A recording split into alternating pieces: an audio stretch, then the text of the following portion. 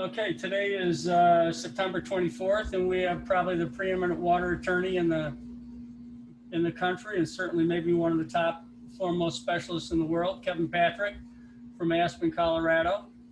And we'd like to welcome Kevin to our little band. Let's start out with Stan, and why don't you, well, Kevin, why don't you introduce yourself and tell us a little bit about you, and then we'll have Stan come in. All right. Well, I'm the senior, which means the oldest partner in a law firm that has only practiced water law for 40 years. We have done nothing but water rights, water resources, water planning. Across the western United States, primarily Texas, Oklahoma, Arizona, Colorado, Wyoming, Montana, and the Dakotas. Some in California, some in Hawaii, state of Hawaii. Appeared as chief counsel on no less than, I don't know, maybe 40 appellate cases, including the 10th Circuit Courts of Appeal and the United States Supreme Court, all in water matters. That's my background.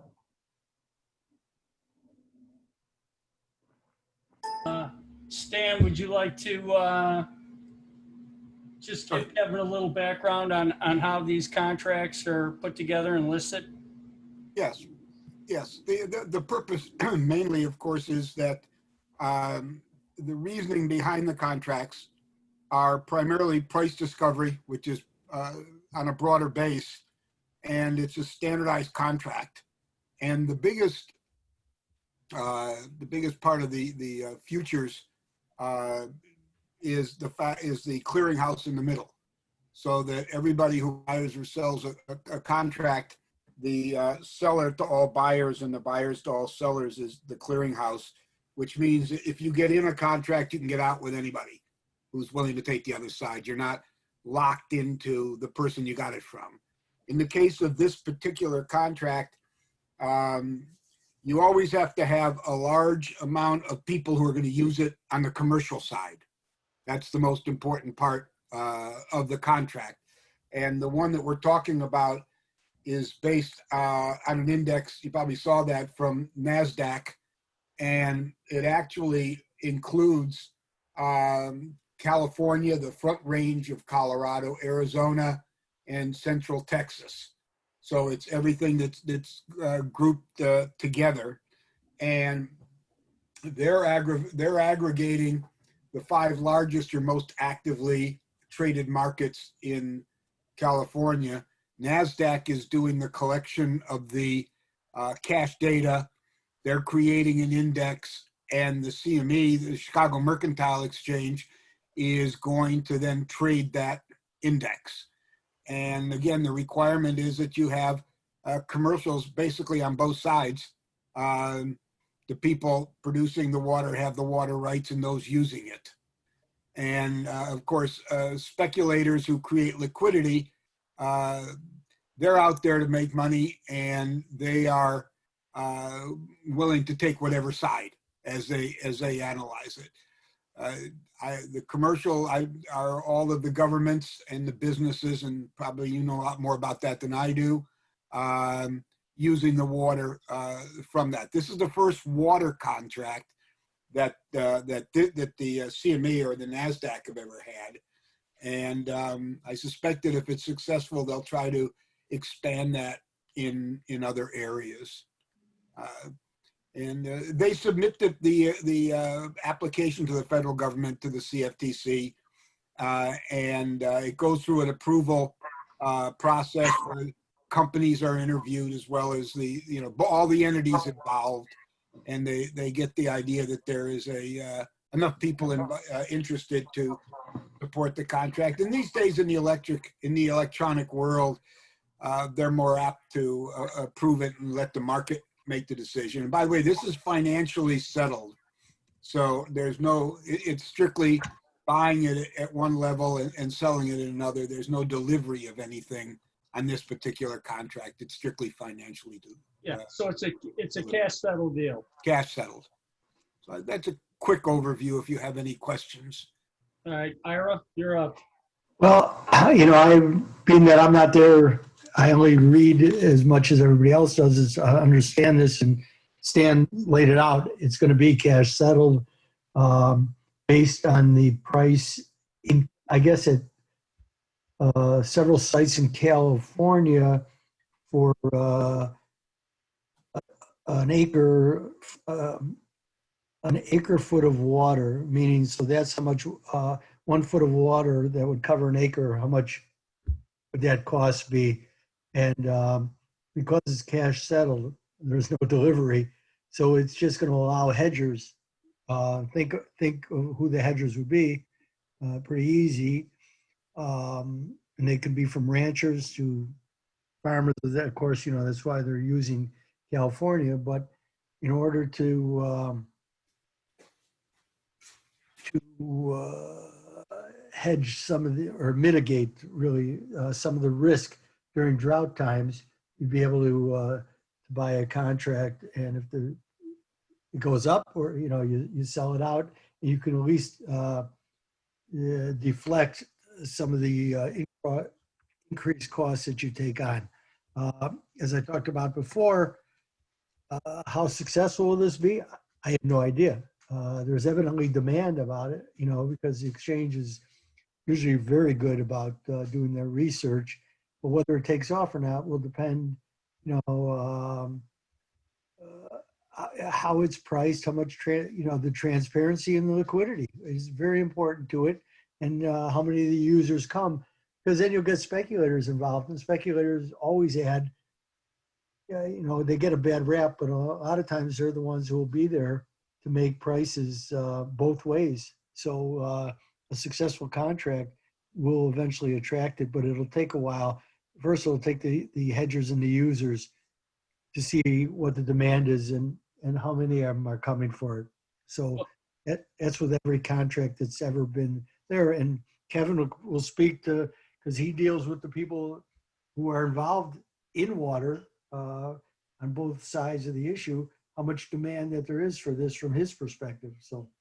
Okay, so there's the first question that comes to my mind, and then we're going to let Kevin talk, is, can the right be transferable or delivered or exchanged to use the water if somebody's hedging?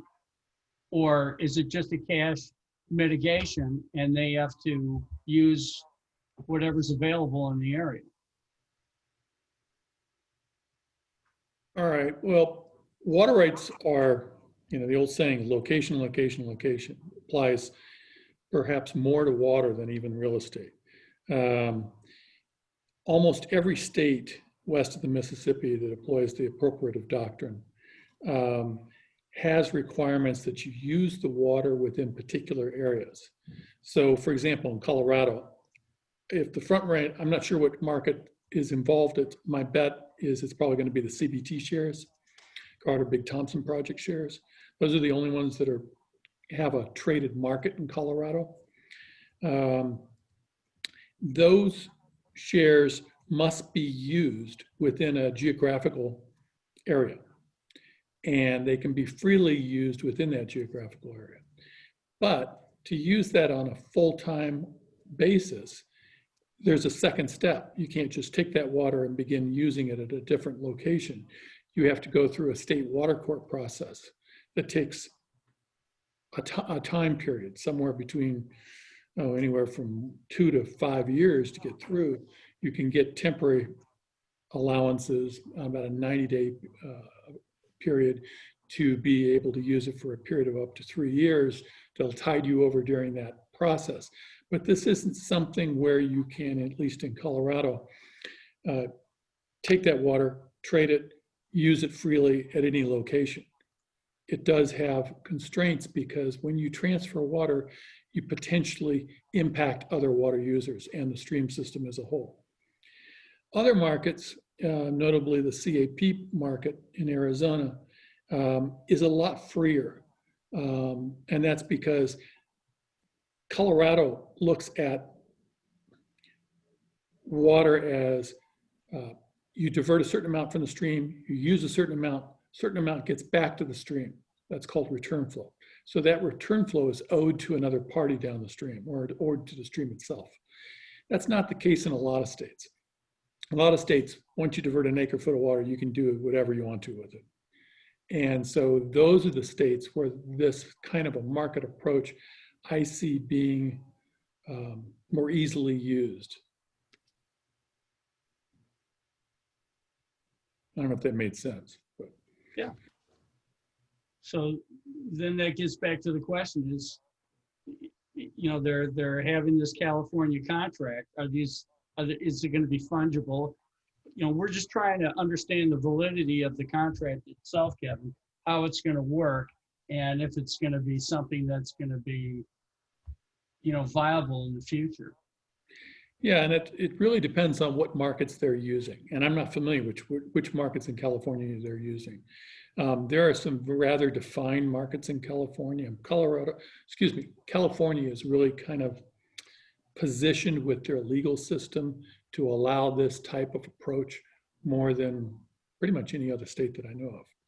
So Arizona and California, I can definitely see this being employed fairly easily in certain defined markets, geographical areas.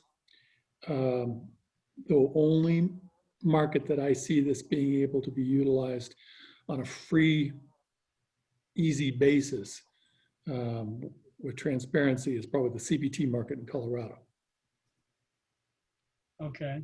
And then I guess the other question that comes to our mind as far as data collection and databases for this stuff. Are the databases like in California for all these transfers and everything available, and for plats or whoever wants to track it out there that are reliable? I'm not seeing which markets we're talking about in California, but given my knowledge of how some of the markets that I do know about operate, I would think that they're fairly transparent. And I would think that the data is out there. It may take some effort and exposure, and you know, it's available for a person like me who's a water attorney. I know what sources to go to. Is it readily available just Googling something for the average person? Probably not. I'd be interested to see how they're making that more transparent. Kevin, are you familiar with West Water Research? Yes. They're the source through, Okay. through water, whatever it is, Lytics. Yeah. That's sourced weekly from them. Okay. And they're a decent source. I've used them in the past for data. There's a multitude of different publications and companies that are trying to break into the water market on this level. This is something that's been around and for Judd, remember Genesis? I mean, what, 25 years? Yes, we do. Yeah. And what's always defeated it is the lack of transparency and available data and the fungibility of the resource. I think that if this is going to prevail, it's going to prevail in California, Arizona, perhaps the CBT market in Colorado. There are some markets in Central Texas as well, but they're defined. They're defined small geographical areas. It's not something where you're going to have a demand for water in Northern California and be able to transfer water freely from Southern California markets to Northern California markets or across state lines. That's not going to occur. Okay. It's, you know, I'm reading today, there's an article in the Wall Street Journal today. So they're talking about a guy, Lance Coogan. Don't know the name. He's from Velis Water. It's who they say created the water price index to which the futures will be tied. And who's he with, or where is he?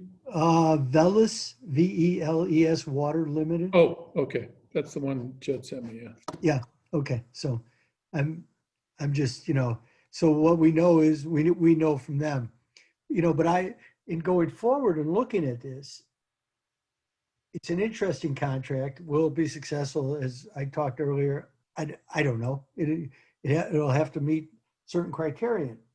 But, and I'm asking this of you, Kevin, with I think the coming proliferation of desalination, because that solar energy drives down the cost of the energy needed to desalinate water? Well, number one, to have desal, you've got to have either an underground brackish source or be on the coast. Yeah. And water is a very heavy resource. We're talking about 8 pounds a gallon or so. Yeah. So to pump that uphill or to transport water is a difficult process. It's an expensive process from an energy standpoint. So you're not going to be transporting water long distances or too far uphill. California, the State Water Project and the Metropolitan Water District of Southern California, look at their power costs, they're huge. And that's why I brought that up about this, because somebody explained to me that solar energy, but I'm sorry, go ahead.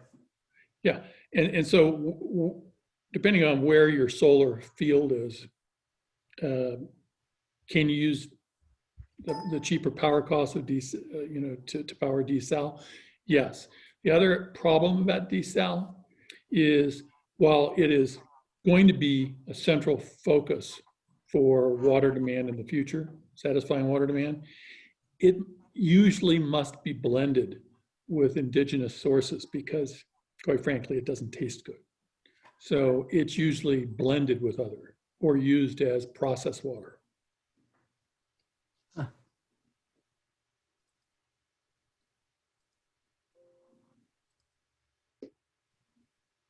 All right, well, this is all good information to digest, to see if this is even going to be viable when they open it up. I mean, do you perceive this as something that could actually happen in other countries at some point?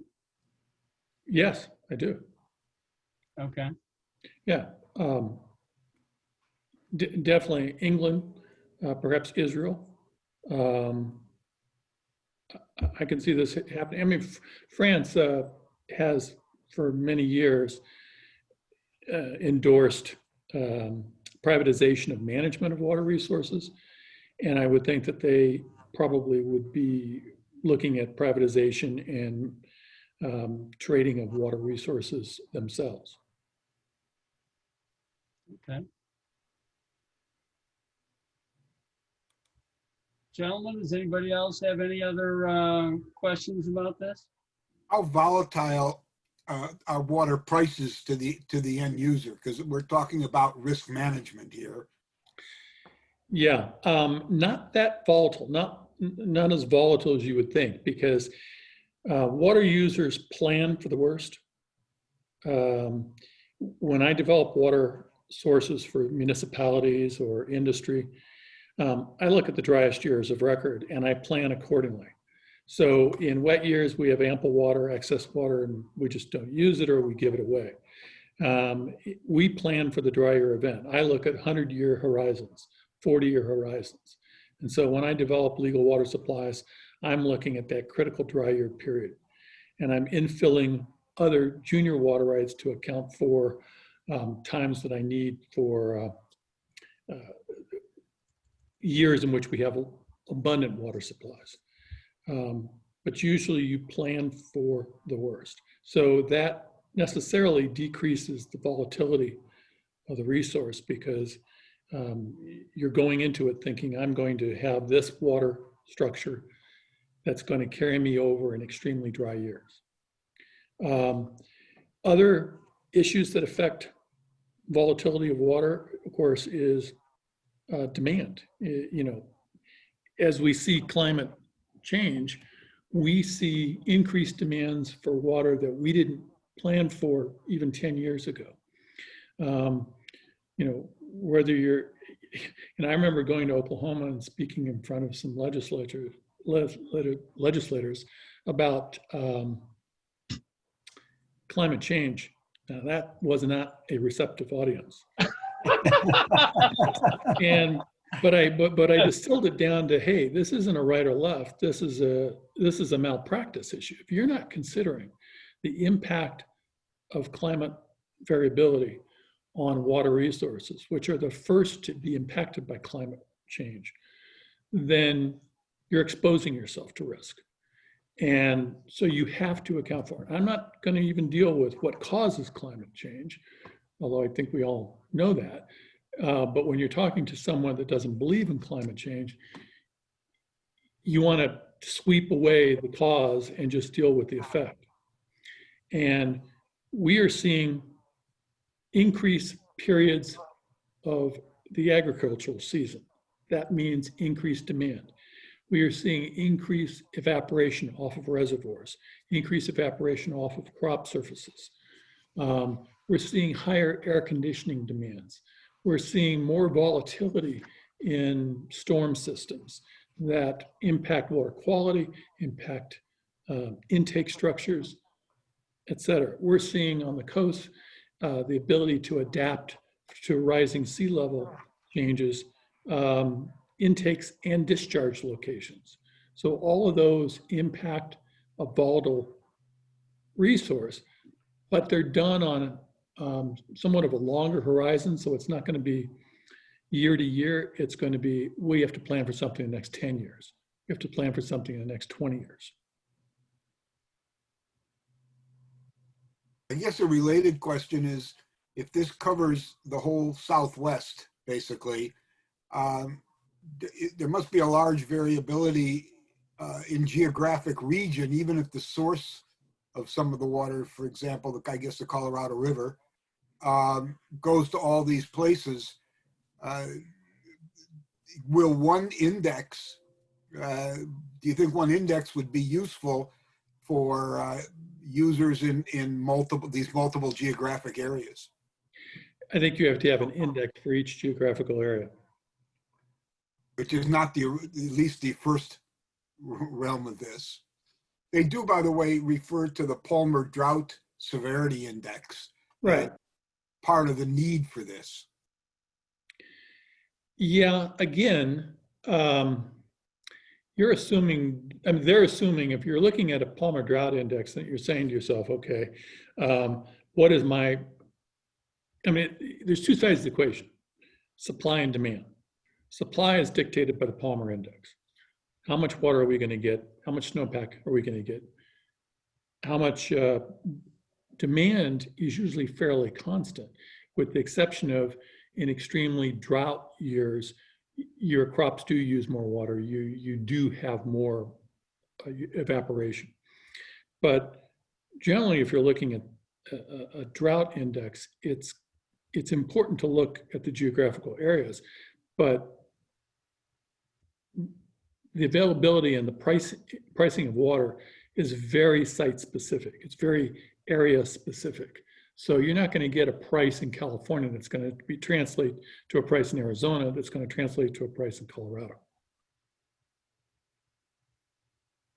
Thank you. You know, and it's not just the Southwestern United States. What comes to mind is the Southeastern United States too. Florida has significant water planning issues.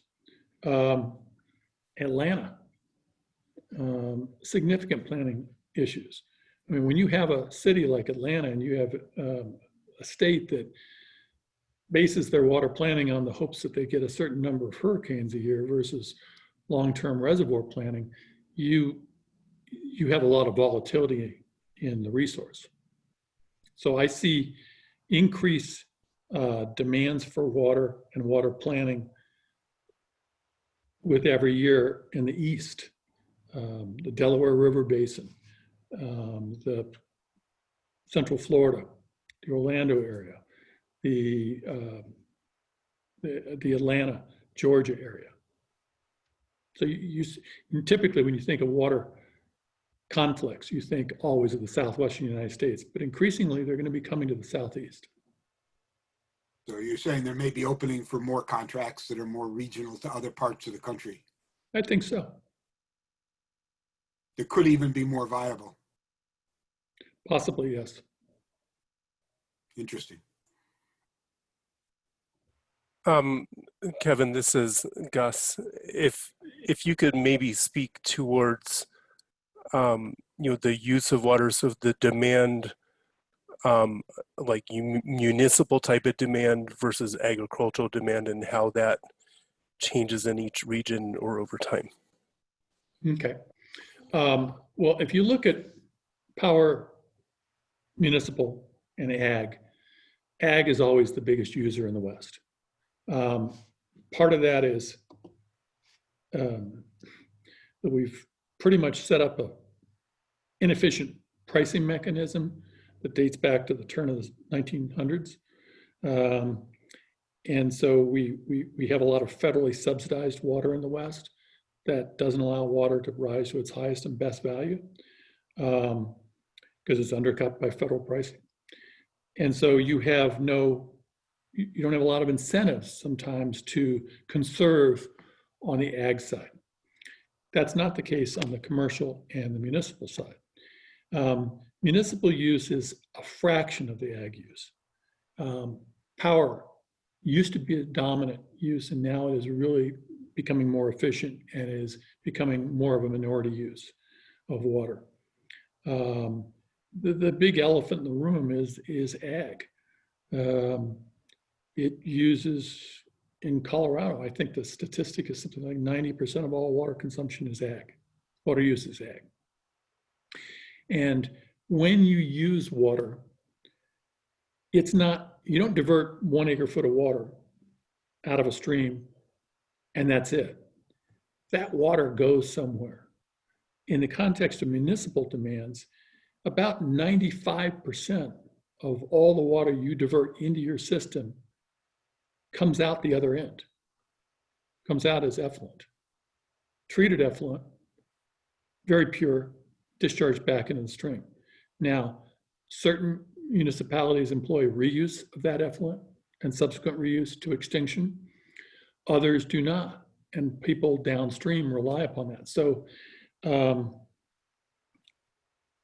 certain uses are 100% consumptive. Power is usually 100% consumptive because you're generating steam. Ag is usually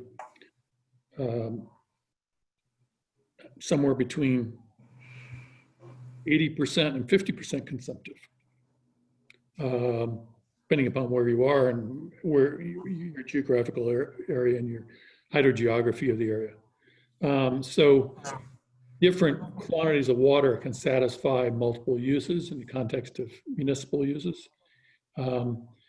As you increase the population, you usually have a reduction in corresponding ag, not only because you're taking land out of agriculture for development of homes, but also a lot of times people are buying and drying.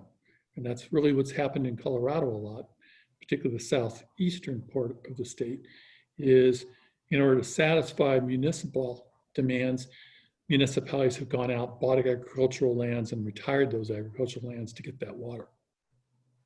I don't know if that answered your question. Certainly very interesting. And for the rest of the audience, the question is, how does that relate to a standardized type of contract? I don't, the problem is if you have a standardized type of contract, it's going to be, and let's say it's employed in California or Arizona where they're not too concerned about your return flow component. I can see that being employed fairly easily. And as ag users decline, because municipalities are encroaching upon that land or buying that resource, as has happened in Arizona a lot, it's going to be a fairly stable environment. I see it less stable in Colorado, where you're really looking at trying to mix and match apples and oranges, where you've got 1 acre foot of water you're able to take, but then that acre foot could be used or reused or has to be owed to someone else downstream. Part of that acre foot has to be owed to somebody else downstream. So again, it's going to be a geographical. Well, isn't that the big fight in the Central Valley versus the ag guys and the communities over the water? Yeah, in Central Valley, you've got a lot of project water that can't be transferred, can't be utilized for other uses without congressional acts of Congress. So just depends on which water is being used out of the Central Valley. Okay, so basically the bottom line, guys, is it's not going to be a real straightforward contract, I don't think. An acre foot's not going to be an acre foot everywhere. Yeah. And again, I see this as being able to function on I don't know if you want to call it a spot market, where you have multiple markets being traded by the same mechanism and being managed by the same mechanism. Again, an acre foot of water on the Front Range of Colorado is not going to be priced at the same rate as an acre foot in the Central Valley of California. Okay.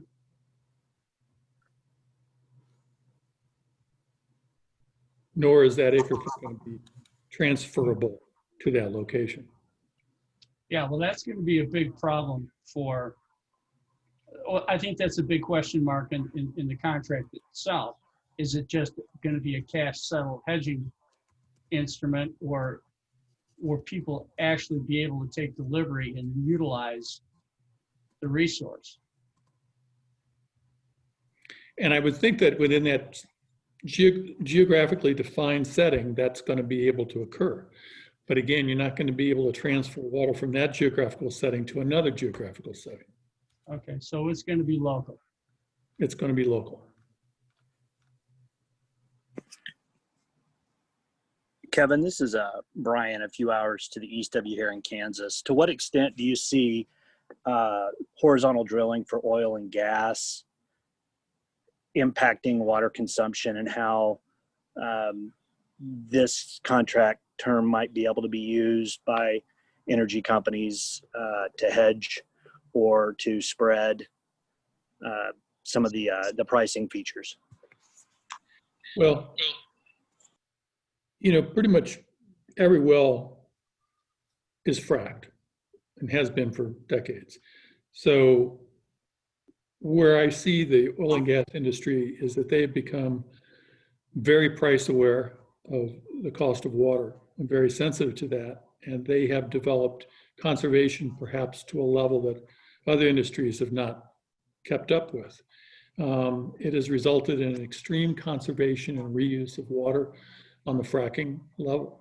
So that resource, they've been able to utilize less water to accomplish more gains.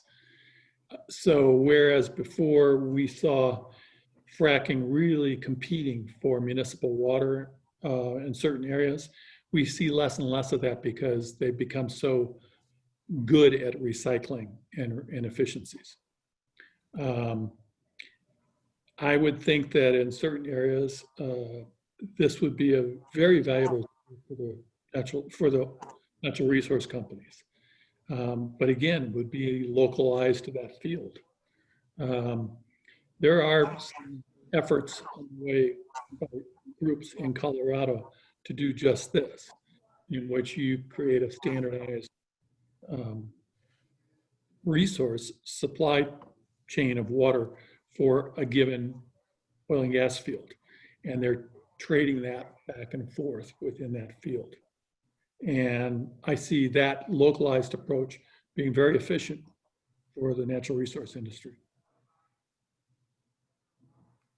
But again, you're not going to be able to take that, for example, that CBT water I was talking about, and just freely transfer that to any oil and gas field. That's not going to happen. Now, where it is going to be able to use water that's unrestricted, trade it to someone in an area where water is restricted, have them trade to another party in order to use that. So, you know, where you have two people that can deal with restrictions and the one person who can't, you can do a three-way trade, and that's done all the time. And we do that a lot to get around the restrictions of a geographical unit. Yeah, well, this is fascinating.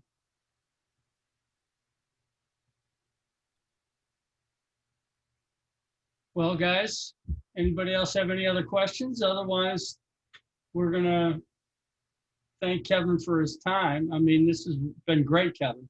I mean, this is a lot of information that's, you know, that gives us a leg up in deciding whether, you know, we can even trade the contract or how it might operationally work.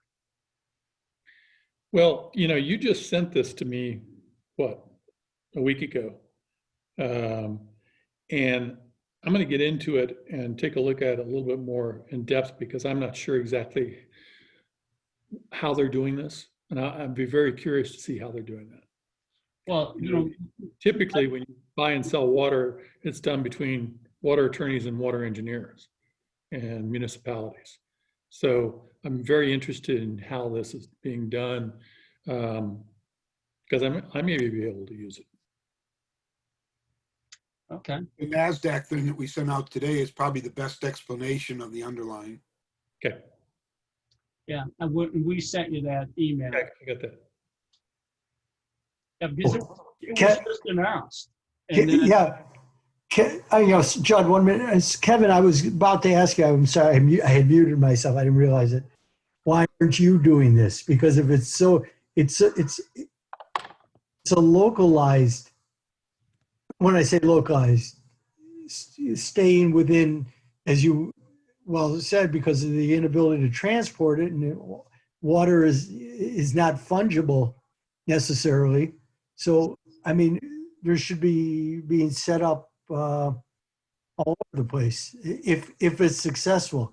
When I say all over the place, you know, any place where water is, you know, a serious issue. It is being traded, and I've traded water. I've bought water myself, and I've sold water. So it is being done on that basis. But is on a very localized level. Is there a uniform measure to it, or is everyone customized? There's a uniform measurement to the water, but not to the value, except in certain areas. I keep mentioning that CBT water, which is about the only uniform price and measurement market in Colorado. The CAP in Arizona, same thing. So there are uniform price and quantity markets. And they're traded within those markets fairly regularly. Kevin, to what extent do you see the weather contracts correlating or differing from these water contracts potentially? Well, I have to say I'm not familiar with the weather contracts. So I would have to get into that to figure what that is. Who asked that question? Brian Silcutt. Oh, okay. Brian, why do you trade weather? No, sir, but being a farm kid here in Kansas and Yeah. running the trails up in Kevin's neck of the woods, we see a lot, and I hear a lot of the Front Range locals and how they distrust the state and their redirection of water to ag areas, and just when they have snow years versus dry years, how that impacts that water flow when I'm there. And I'm just seeing it as somebody who's there somewhat regularly. Yeah. I know. I only asked that because the person who created the weather contract was a man named Fred Arditi, who I actually was very good friends with. He was the chief economist, and had things worked out different, would have been the CEO of the CME, but he created the weather contract. And Judd, actually, Ryan McLennan, was actually interned with Fred working on those contracts. Really? Follow them to see. I know that they were successful pretty early because, yeah, again, they were based on snowfall, not rainfall, but snowfall and a couple other things. But they were interesting. I just never followed them to see how successful they became. Yeah, I never followed them at all. Do they track SNOTEL data? They, Water yeah, when they originally put them together, I know that they did, Kevin, but I don't know now. It's been I'm going back, Fred's been dead 17 years. Yeah, I'm probably going back 18, 19, 20 years. So, I know that there's some data on the platform, but I don't know how current it is. okay. Yeah. Yeah, we track SNOTEL and we track, of course, precipitation. And we also track evaporation indexes, just to make sure that we manage our clients' water properly. But never heard of being used in an economic standpoint like that. Well, the original use of the weather contract, so was because, for merchants who were loading up on winter gear, and then if the winter was much warmer, they could do it based on how much, snowfall or cold temperatures in order to hedge themselves against a massive inventory that never, but a warm winter prevented them from. So again, to mitigate some of their losses, they would be able to use it. I Sure. think it's actually getting a lot of use, but then I don't know what happened to it. Well, again, from a municipal and a commercial industry standpoint, it takes so long to acquire a water right, process it through the administrative and judicial processes, that you're not buying water just for a given year. You're buying water for a long-term basis, and you're buying for that drought year. And do these rights have to be adjudicated every year? Or do you have to, is that still in effect that you have to file every year or refile? No, not usually. Certainly not in Colorado, not usually in other states. Once you show that you beneficially used water, you usually get a perfected interest in that resource. In Colorado, And in Kansas, it's extended every 5 years after that initial perfection term is approved by the state water office. Yeah, in Texas, it's done pretty much the same way on a periodic basis. Colorado, once you demonstrate to a court that you beneficially used that water for the uses decreed, that's it. It's absolute. You don't have to go back in. You just have to keep using water.